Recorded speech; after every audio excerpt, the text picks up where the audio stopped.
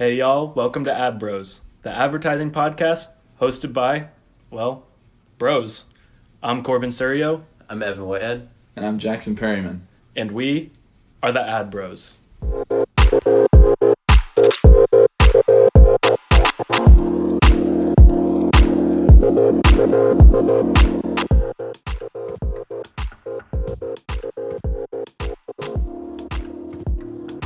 Welcome to the final part in our 6-part podcast series. Today we are going to be talking about the legislative developments in relation to advertising within games.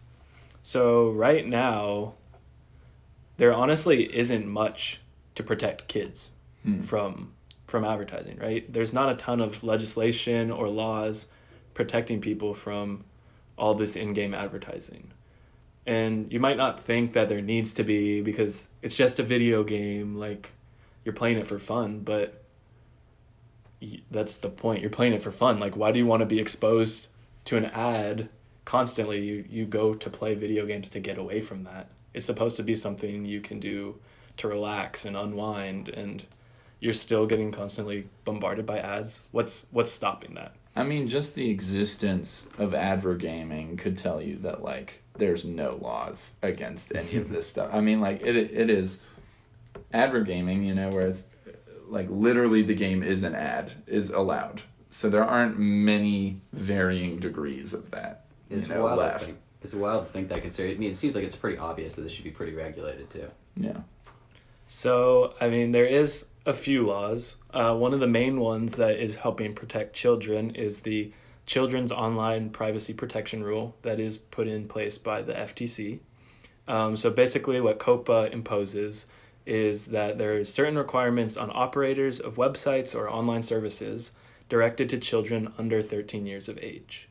So that is looking at a lot of the demographics for the kids playing these video games that we've been talking about. And that doesn't just apply to video games either. Yeah, obviously it's just things online in general, but in the context of this. Yeah. Yeah, And so, I mean, that is one small law. Like, it doesn't help in the grand scheme of things, I feel like, very much. But, like, what are some things that y'all feel like could be put in place in the future that could maybe minimize the effects on kids that these ads are having, or maybe just completely get rid of them altogether? Well, something I do know, I know that there's a form of, like, you know how you go on some websites, it's kind of hard to actually X out of the ad. They make it really small, they make it move around, something like that. Right. Yeah. I know that they put stuff like that in games, but the idea that you're getting a kid to do that, and they don't have the motor skills that any of it, like I'm 24 and I still have trouble getting rid of that X sometimes. Yeah. And they,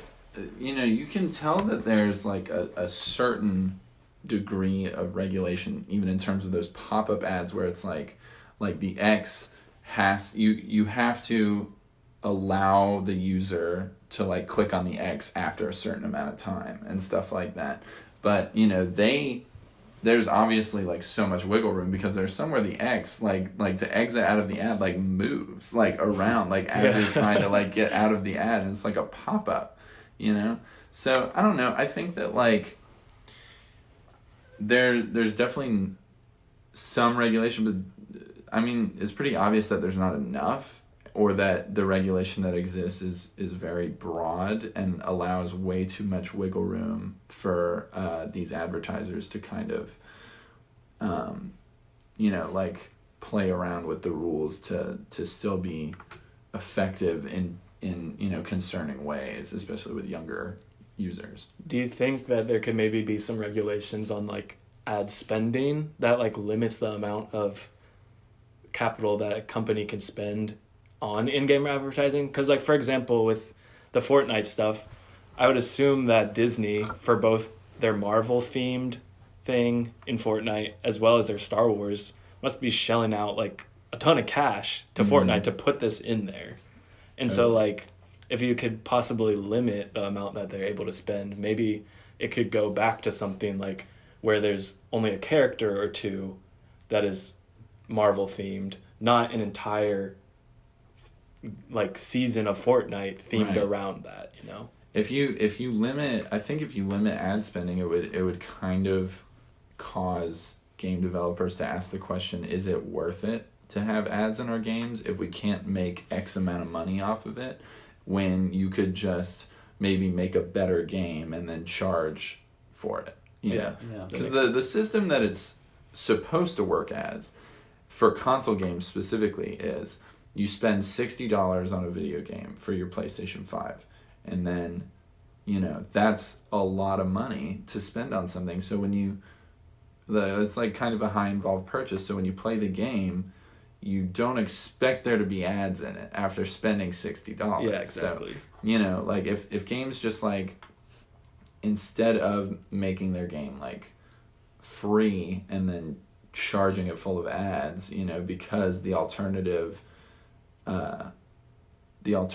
is viable where, you don't accept advertisers' money, I think that could be a good change.